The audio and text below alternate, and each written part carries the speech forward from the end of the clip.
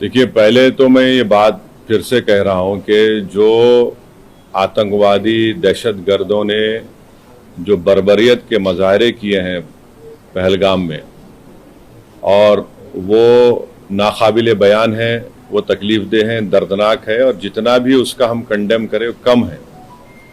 क्योंकि वो लोग तो अपने आप को हैवानात और बदतरीन जानवरों से भी ज़्यादा गिरी हुई हरकत उन्होंने की है, और किसी के मज़हब का नाम पूछकर ये बात उनकी जान लेना, ये सरासर गलत है, जुल्म है। और हम उम्मीद करते हैं कि इंशाअल्लाह ताला अल्लाह सुब्हानहू व तआला उनको दुनिया में भी और आखिरत में भी उन दहशतगर्दों को सख्त अजाब से नवाजेगा, और उनके ऊपर जो लोग बैठे हुए हैं वो भी तबाह बर्बाद होंगे। दूसरी बात यह है कि जो ऑल पार्टी मीटिंग का है, कल मैंने खुद जनाब किरण रिजिजू साहब से बात की थी, तो उन्होंने कहा कि हम लोग सोच रहे हैं कि उन पार्टीज को बुलाया जाए जिनके 5 MPs हैं या 10 MP हैं, वरना मीटिंग लंबी हो जाती। तो बोला हम छोटे पार्टीज को बुला लीजिए, तो वो मजाक करे, अरे तुम्हारी आवाज़ तो बड़ी ऊंची है।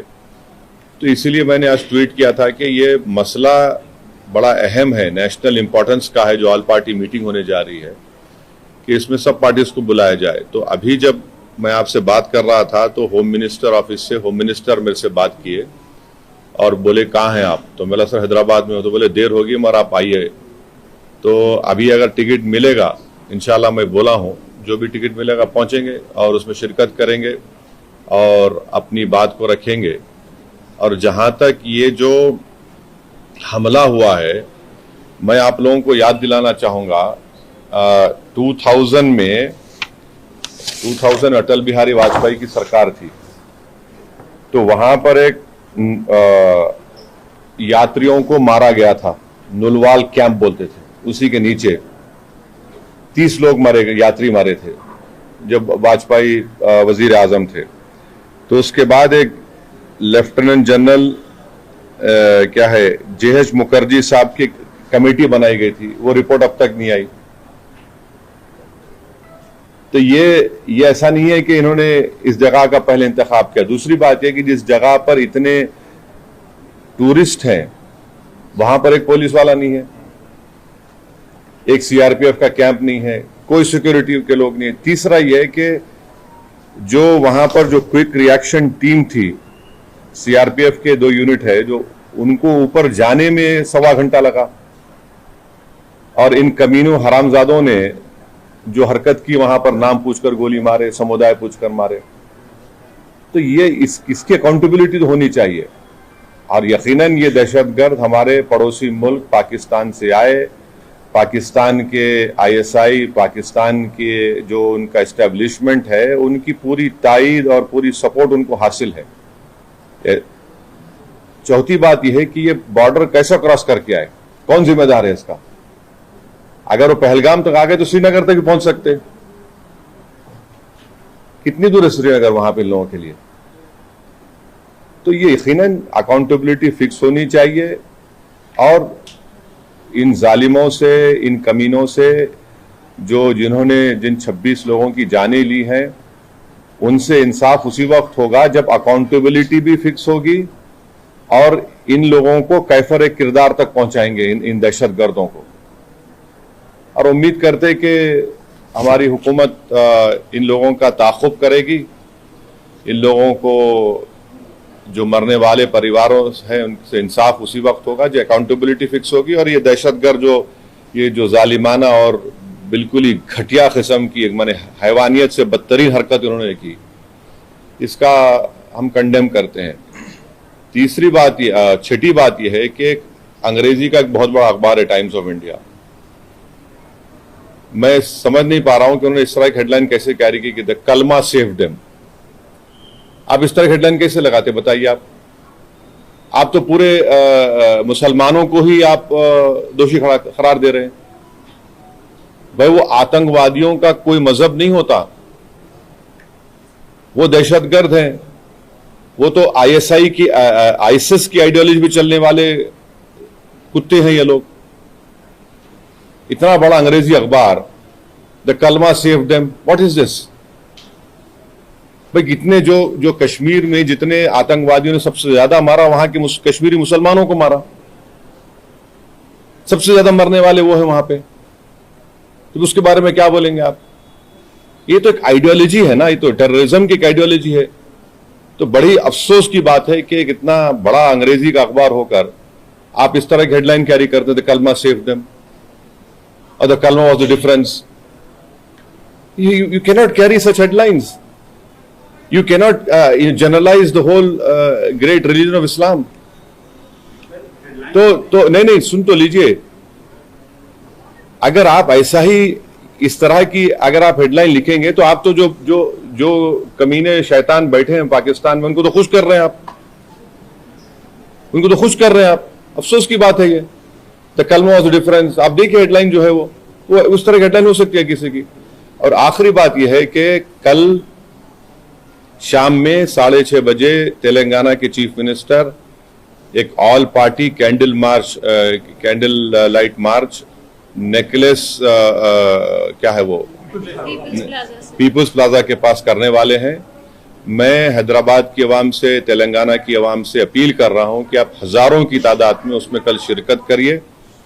हमको एक होकर इस अपने मजहब पे चलते हुए उसके बावजूद भी हम इस बात का ख्याल रखें कि ये हमारे देश का मसला है, मुल्क का, वतन अजीज का मसला है। हम तमाम को वहां पर जमा होना है। चीफ मिनिस्टर खुद उसकी लीड करेंगे, हमारी पार्टी भी, हमारे पार्टी के एमएलएज भी, जितने हमारे मेंबर्स हैं, बल्कि जितने जो टेररिज्म के खिलाफ हैं और जो इस मुल्क से मोहब्बत करने वाले हैं, मैं उनसे उम्मीद करता हूं कि वो हजारों नहीं लाखों की तादाद में वहां पर जमा हो। और हमारा वहां पर जमा होना ना सिर्फ हम खराज अकीदत पेश करेंगे उन मरने वाले खानदानों को, बल्कि हम उन लोगों को भी पैगाम देंगे जो दहशतगर्दी के जरिए इस मुल्क में हिंदुओं और मुसलमानों में नफरत की दीवारों को और इजाफा करना चाहते हैं। तो टेररिज्म के खिलाफ, भाईचारगी के खिलाफ और कश्मीर के कश्मीरियों के लिए भी हमको ठहर कर बोलना है। आप किसी एक इलाके के, कश्मीर हमारा अटूट हिस्सा है और हमेशा रहेगा, तो कश्मीर की जमीन पर बसने वाले लोग भी हमारे अटूट हैं, इनको भी हमको कॉन्फिडेंस देना है।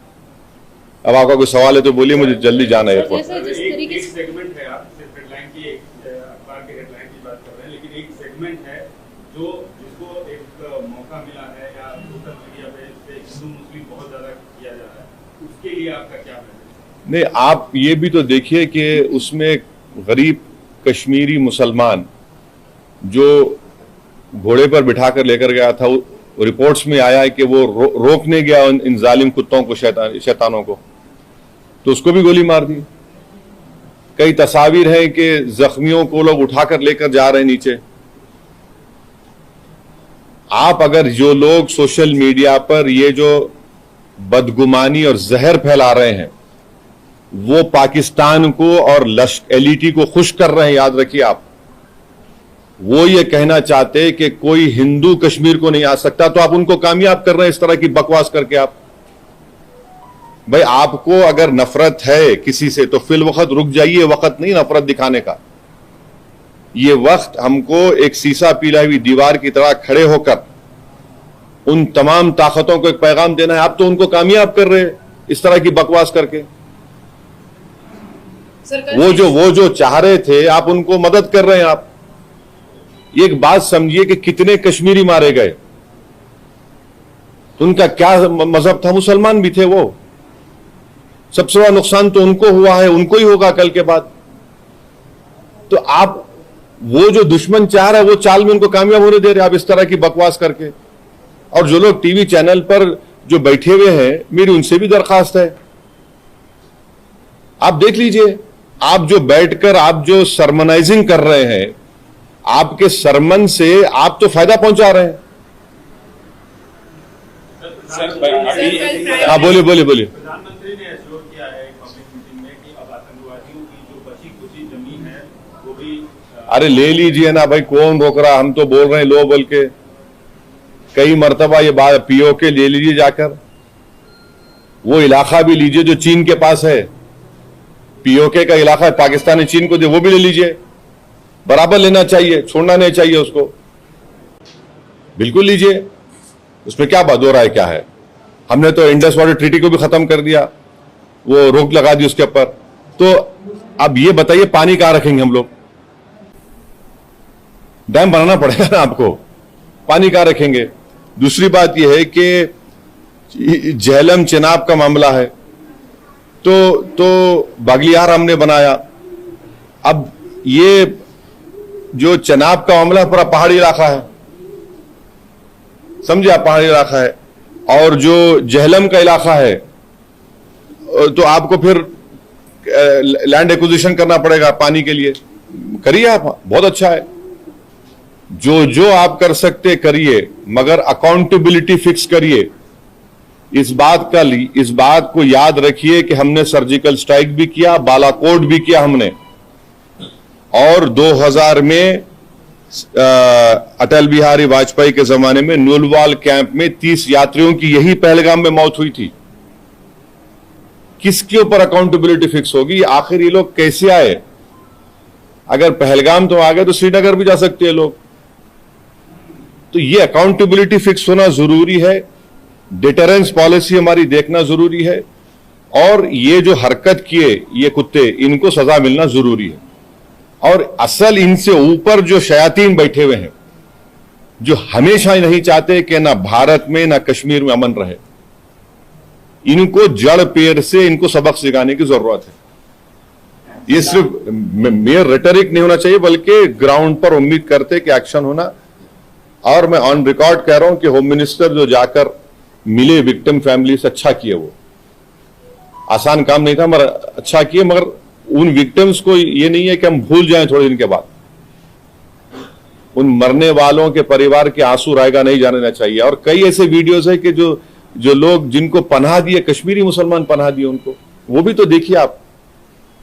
सर ये जो मेजर्स लिए, ये जो मेजर्स लिए SUAC 7 जो स्कीम में वीजास है उसको इमीडिएटली कैंसिल करना, रद्द करना, और 18 को बंद करना, और आप जैसा बोले झेलम, चेनाब, ब्यास, ये नदियों को कैसे रोक पाएंगे? मतलब डैम तो बनाएंगे। नहीं, ठीक है। देखिए वर्ल्ड बैंक इसका वो इंश्योर करता, तो आप करिए ना। हमको इतना से पानी कहां रखेंगे वो भी तो देख लीजिए।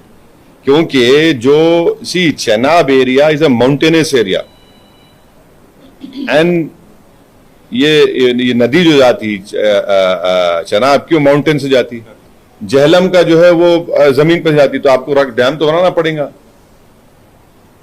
इंडस का जो है वो उधर अलग एरिया, वो तो अलग छोटा सा एकदम। वो सर ये कैसा दिखती है मेजर्स को? ये काफी है पाकिस्तान की जो दहशतगर्दी है। एक बात सुनिए, मैं प्राइम मिनिस्टर से एक सवाल ये कर रहा हूं कि जनवरी 2025 तक पहलगाम में उस मुकाम पर 2 CRPF की यूनिट थी, अब क्यों नहीं है? क्यों हटाया गया उनको? पूछ लीजिए, सही है तो सही है बोलिए, गलत है तो गलत बोल दीजिए। जो बेसान मीडोज है, क्या हुआ वहां पर? फिर नीचे से जो क्विक रिएक्शन एक्शन टीम को 1 घंटा लगा ऊपर जाने के लिए, और ये कमीने कुत्ते जो है नाम पूछकर मार रहे थे लोगों को, मजहब पूछकर मार रहे थे। अकाउंटेबिलिटी तो फिक्स होनी चाहिए भाई। अभी नहीं, देखिए, अगर आप लोगों के सोर्सेस में प्राइवेट जेट है तो बोलिए, बैठ के जाएंगे, टिकट मिला तो जाएंगे। आप लोग बड़े ज्ञानी हैं, पावरफुल लोग हैं आप लोग। अच्छा जी, बदला कैसे होगा? क्योंकि लोग आज, आम जनता जो है जो सड़कों पर उतर रही है, कैंडल मार्च कर रही है, विक्टिम्स जो है सब ये कह रहे हैं कि बदला इस बार तो लेना चाहिए, हर बार की तरफ से लेना चाहिए। एक बात सुनिए, पिछले साल जुलाई में रईसी एक जगह है वैष्णो देवी करीब, वहां पर भी 7 या 9 टूरिस्ट को मार दिए थे। यकीनन टेररिज्म के ऊपर कोई कॉम्प्रोमाइज नहीं होना चाहिए, मगर अगर आप दावे करेंगे खत्म हो गया तो कहां खत्म हो रहा? अकाउंटेबिलिटी फिक्स करिए भाई, बस अकाउंटेबिलिटी आप फिक्स करिए। तो हम लोग ये मान सकते हैं कि ऑल पार्टी मीट में MIM की तरफ से ये मसला रहेगा। जो यहां बोला हूं ये बोलूंगा, और जो वहां बोलूंगा वो बाहर आके नहीं बोलूंगा। इंटरनेशनल लेवल पे किस तरीके से प्रेशर बन सकता है आपको लगता है? प्राइम मिनिस्टर ने अभी पब्लिक मीटिंग में एक बात सुनिए, ये टाइम जो है ना नेशन को देखने का है। जो भी नेशनल इंटरेस्ट में सिक्योरिटी के लिए कश्मीरियों के तहफ़्फ़ुज़ के लिए जो भी स्टेप गवर्नमेंट उठाती है, MIM पार्टी उसको सपोर्ट करेगी। बाद में हमारे जो शिकायतें हैं नहीं हैं वो बोलते रहेंगे, मगर एज ऑफ नाउ इस क्रिटिकल टाइम पे हम सबको एक होकर ये काम करने की जरूरत है। इंटरनेशनल लेवल पे किस तरीके से इंटरनेशनल लेवल पे तो सरकार कर रही है ना, सरकार कर रही है। वॉट एवर स्टेप्स जो which have been taken in the cabinet committee on security, we welcome it, ठीक है। जो स्टेप लेना है। आप ये अलाउ तो नहीं कर सकते, मगर हम यही चाह रहे हैं कि कहीं ना कहीं अकाउंटेबिलिटी फिक्स हो, मगर नेशनल इंटरेस्ट में तो हमको एक होने का है। अपने पॉलिटिकल डिफरेंसेस होंगे, वो चलते रहेंगे, वो खत्म होने वाले नहीं है। वो डेमोक्रेसी का तकाजा है, वाइब्रेंट डेमोक्रेसी। आज की सूरत हाल में यह है कि इसमें हमको थोड़ा देख के सर, ये रॉबर्ट वाड्रा का स्टेटमेंट अब छोड़ दीजिए ना, अभी अब वो अहम नहीं है। आज अहम है कि कैसे पाकिस्तान से LET के टेररिस्ट आए, उनका हम कैसा उनको रोकेंगे, जड़ पेड़ से निकालेंगे। ये नेशनल इंटरेस्ट का डिमांड है। आप नेशनल इंटरेस्ट में हमको देखना है। सर, अकाउंटेबिलिटी फिक्स होनी चाहिए बोलकर आप कह रहे हैं, तो ये अकाउंटेबिलिटी कैसे फिक्स होना चाहिए? मतलब क्या क्या मेजर्स लेना चाहिए? आपकी तरफ से क्या डिमांड्स रहेंगे? आप सेंट्रल गवर्नमेंट देखिए, अकाउंटेबिलिटी फिक्स होनी चाहिए, वो जो समझने वाले समझ जाएंगे। Okay, thank you, thank you. अब जाने प्राइम दीजिए। मिनिस्टर ने कहा है कि we will identify, track and definitely we welcome it, please do it.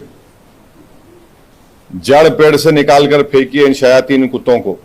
बोल रहे हैं कि मिट्टी में मिला देंगे। बिल्कुल मिट्टी में नहीं, बल्कि पहाड़ में मिला दीजिए उनको। आप चूरा चूरा कर दीजिए उन लोगों को। ये नेशनल इंटरेस्ट में हम कह रहे हैं आपसे, बिल्कुल रोकिए ना, रोकना चाहिए। मजाक है क्या? बोलिए आप, कैसे अरे आप वो खाली पढ़ेंगे, देखेंगे वो दर्दनाक नजारों को तो आप बेचैन हो जाते हैं। क्या गुजर रही होगी उस बच्ची पर जो अपने पति की लाश के बाजू खड़ी हुई है। आज अब हम तो बड़ा सब जने बातें करते हैं, मगर जिंदगी गुजार रहे हैं। कौन पूछता क्या है उनको? एक्सग्रेशिया मिलेगा, उसके बाद क्या होगा? उनको तो बहुत बड़ा नुकसान हो गया ना। विवाह हो गए, लोग हनीमून मनाने गए। अब बताइए, कोई शादी करके जा रहा है कि ये क्या है? ये तो डेफिनेटली जो सख्त से सख्त एक्शन ले सकते प्राइम मिनिस्टर, उनको लेना चाहिए और ये जड़ पेड़ से खत्म होना। और इसमें कश्मीरियों का फायदा है। आप बताइए, पूरा टूरिज्म इंडस्ट्री बर्बाद। मैं गया था 3 दिन पहले, हमारे MLA इम्तियाज जलील के बेटे का निकाह था। जगह नहीं है आपको वहां पर, श्रीनगर में इतने शादियां लोग आके कर रहे थे वहां पर। अब सब